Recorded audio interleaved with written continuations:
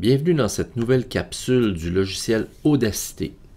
Pour cette capsule, nous allons voir les outils d'édition.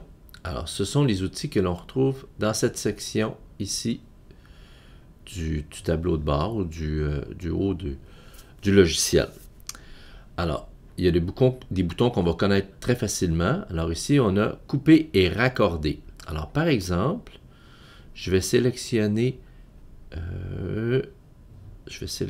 cette région-là ici et je vais lui dire couper et raccorder. Ce qui va arriver, c'est que les deux sections restantes, celle-là va s'enlever, les deux sections restantes vont s'accrocher l'une dans l'autre.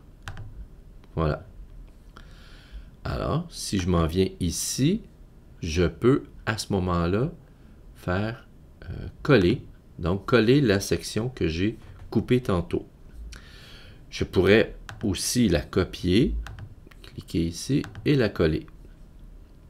Maintenant, pour ces deux éléments-là, c'est pour ajouter des silences. Par exemple, je vais sélectionner ces deux éléments-là. Je vais sélectionner ça ici jusque-là. Je vais prendre tout ça ici. Alors, si je clique, j'appuie sur ce bouton, ça va supprimer l'audio qui est en dehors de la sélection. Voilà. Même ce qui était avant ou ce qui était après. Si j'ai fait une erreur, je peux accéder au bouton annuler ou anti-catastrophe qu'on appelle aussi. Alors, donc, on a toujours la possibilité d'annuler la dernière action qu'on a fait. Je peux aussi, si je veux garder seulement ces éléments-là, si je veux couper ceux-là,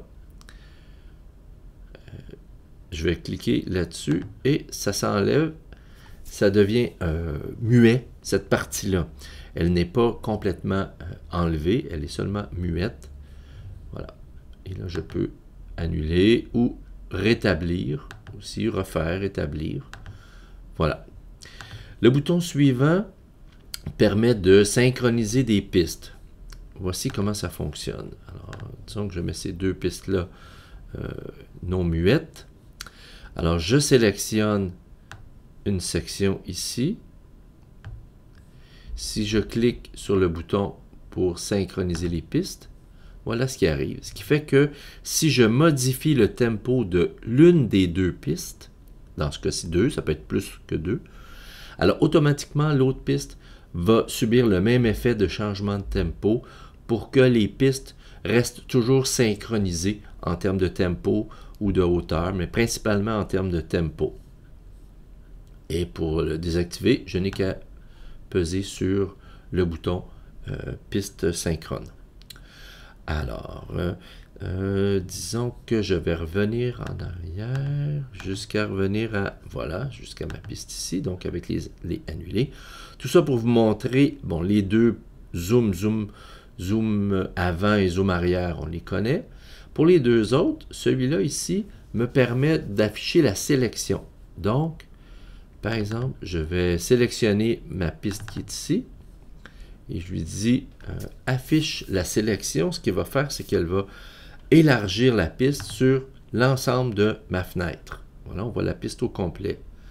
Alors que l'inverse ici, c'est afficher le projet. Je vois tout le projet au complet. Comme la piste 1 est très longue, alors c'est elle qu'on voit au complet.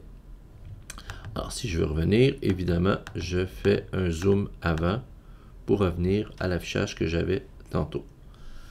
Alors voilà pour les outils d'édition.